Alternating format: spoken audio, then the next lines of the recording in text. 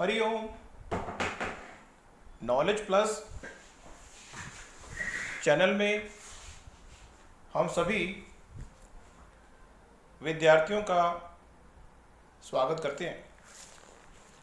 आज हरिओम अनमोल वचन की ये क्लास नंबर 350 है। इसके लिए हम सभी विद्यार्थियों का धन्यवाद करते हैं कि 349 वर्कशॉप के माध्यम से हमने आपको मोटिवेट करने का प्रयास किया। निश्चित रूप से ये 1 से लेके 349 जो टॉक हमने आपको दी, उसका मेन उद्देश्य यही था कि आपको हम इस बात से अवगत कराएं कि जो चीज़ आप करना चाहते हैं, जिस चीज़ से तुम करना चाहते हो मुलाकात, जो आपके जीवन का उद्देश्य है, वो उस समय प्राप्त कर लिया जाए जिस समय प्राप्त करने के बाद उसकी मैक्सिमम उपयोगिता का लाभ आप ले सकें। यही पूरी टॉक का उद्देश्य था और आने वाली टॉक का उद्देश्य यही रहेगा जब तक कि हम कुछ change over Hariom knowledge plus की किसी भी प्ले लिस्ट को अगर हमें चेंज करना होता है तो हरिओम नॉलेज प्लस का जो प्ले लिस्ट है उसके अंदर जाके हम बताते हैं कि हमने इस प्ले लिस्ट में किस तरह से उसको ट्रांसफॉर्म करने का प्रयास किया, चेंज ओवर करने का प्रयास किया। क्योंकि हरिओम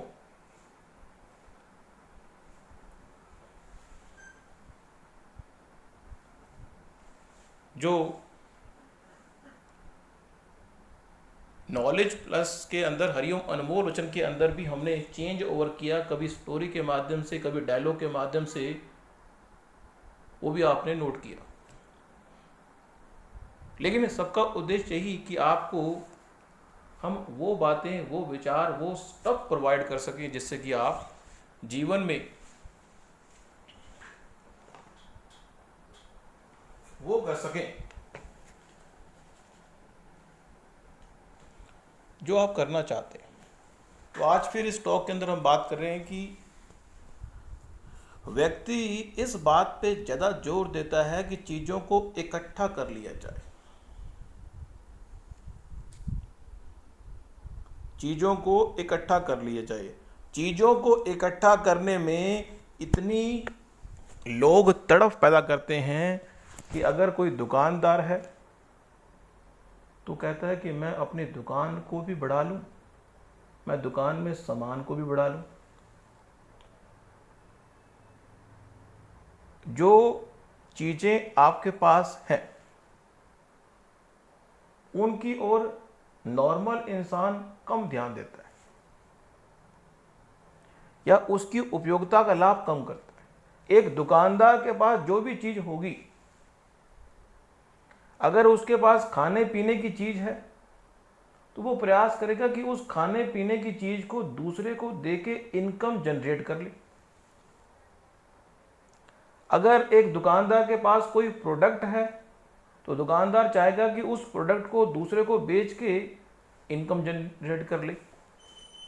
लेकिन वो प्रोडक्ट वो अपने लिए यूज करने के संबंध में तब विचार करेगा यदि वो प्रोडक्ट उसको चाहिए होगा, नहीं तो वो कंजूसी करेगा। वो always try to be, don't try to use, मतलब जो चीज आपके पास है उसको यूज करने के लिए आप, मतलब एक व्यक्ति के पास करोड़ों की संपत्ति हो लेकिन वो कहता है कि मुझे करोड़ों से अरबों बनाने हैं। एक व्यक्ति के पास 100 कंप्यूटर हो, वो कहता है मुझे 100 कंप्यूटर से 200 कंप्यूटर बनाने नहीं है, मुझे 100 कंप्यूटर को बेच के, अगर बेचने का काम है, मुझे 100 के 100 कंप्यूटर बेचने हैं। तो ये बात कहने का यही उद्देश्य था कि हम ये बताने का प्रयास करते हैं कि जो चीज़ आपके पास है उसकी उपयोगिता का लाभ व्यक्ति नहीं लेता नॉर्मली।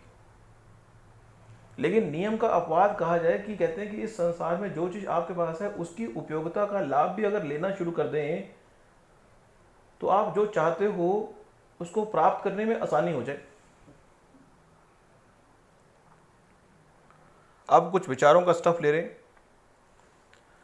अब यहाँ पे ये बात बताने का प्रयास कर रहे हैं कि इस संसार में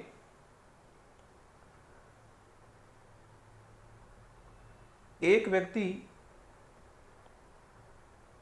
पूरे दिन में जिस चीज की चाहत करता है, एक व्यक्ति जिस पूरे दिन में जिस चीज की चाहत करता है वही तो चीज मिलेगी उसको।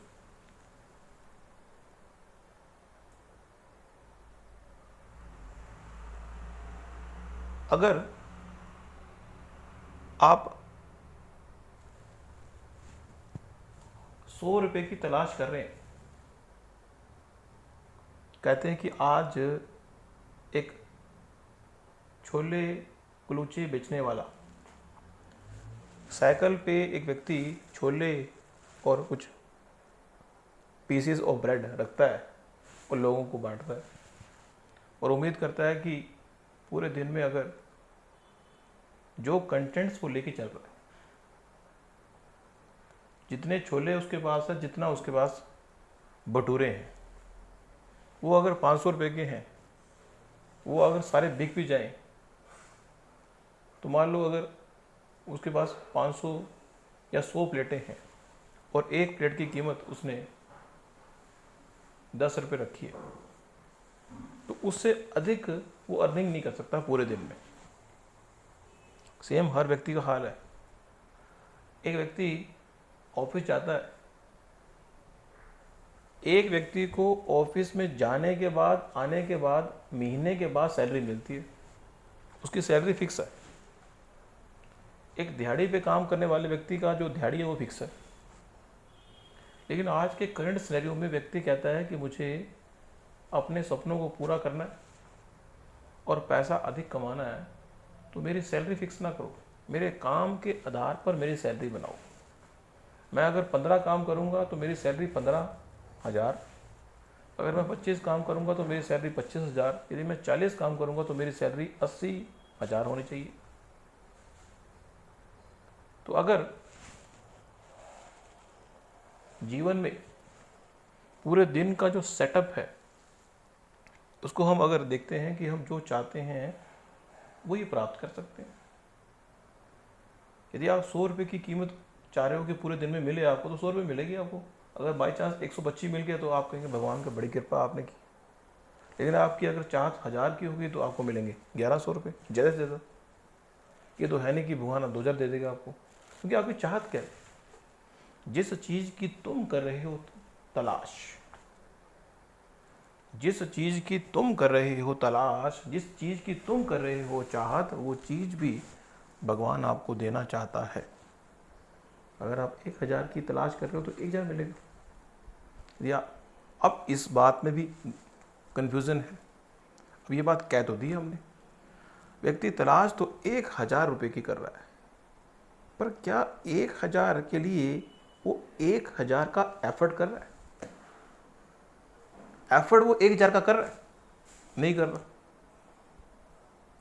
अगर व्यक्ति 1 लाख रुपये प्राप्त करना चाहता है एक दिन में, तो क्या वो 1 लाख का एफर्ट कर रहा है? देखो, नॉर्मली एक रैशनल व्यक्ति थिंकिंग लेवल पर तो कितना ही आगे चला जाए, लेकिन अगर वो फिजिकल लेवल पर एक्शन आगे नहीं परफॉर्म करेगा तो वो थिंकिंग लेवल पे तो आगे चला गया, लेकिन फिजिकल लेवल पीछे है। अगर एक व्यक्ति थिंकिंग लेवल पे आगे चला गया लेकिन एक्शन लेवल पे पीछे है, तो आउटपुट तो एक्शन लेवल पे आएगा। थिंकिंग लेवल से निश्चित रूप से वो प्रेरित होगा कि वो एक्शन करे, लेकिन एक्शन नहीं करेगा तो कुछ नहीं होगा। लेकिन व्यक्ति का जो थिंकिंग लेवल है अगर वो बढ़ता है तो एक्शन पे प्रभाव पड़ता है उसका। यदि 24 घंटे आप कहते हो कि मुझे करोड़पति बनना है, करोड़पति बनना है, करोड़पति बनना है, तो निश्चित रूप से उसका प्रभाव आपके फिजिकल लेवल पड़ेगा। यदि आपके भाग्य में करोड़पति बनना लिखा होगा तो मिल जाएंगे आपको, लेकिन यदि आपके भाग्य में बहुत मेहनत करने के बाद, 5 साल 10 साल मेहनत करने के बाद 1 करोड़ रुपया आपका मिलना लिखा होगा तो मिलेगा। मतलब हम अपनी टॉक में स्टफ वो प्रोवाइड करते हैं जो एक विचार है। व्यक्ति के मन में ये होता है कि सफलता प्राप्त करना एक प्रकार का मंजिल है। डायलॉग दे रहे हैं हम मंजिल की जिन्हें तलाश होती है, मंजिल की जिन्हें तलाश होती है वो रास्ते की परवाह नहीं करते, जो रास्ते की परवाह करते हैं मंजिल तक पहुंचा नहीं करते। दूसरा हमने ये बताया कि जो आपके पास है उस पे अधिक ध्यान दें इस तुलना में कि जो आपके पास नहीं है। यदि आपके पास जो है उस पर अगर वर्कआउट कर लें तो आप वो प्राप्त कर लेंगे जो आप प्राप्त करना चाहते हैं। तीसरा, जो सफलता है वो एक ऐसे सर्कल की तरह है जिसमें घूमना पड़ता है। अब सर्कल का कोई स्टार्टिंग पॉइंट नहीं होता। एक सर्कल हमने लगा दिया और आपसे पूछें इसका स्टार्टिंग पॉइंट कहाँ है, वो तो आपने एज्यूम कर लिया कि ये स्टार्टिंग पॉइंट है। लेकिन इस स्टार्टिंग पॉइंट को हम हटा दें और कोई निशाना लगाएं और उसको कहें स्टार्टिंग पॉइंट बनाओ, स्टार्टिंग पॉइंट तो सर्कल। ये मानव शरीर मिला है तो सर्कल की तरह घूमना पड़ेगा। अब सर्कल में घूमते हुए अपने सपनों के साथ घूम जाएं जो आप चाहते हैं तो फायदा भी है।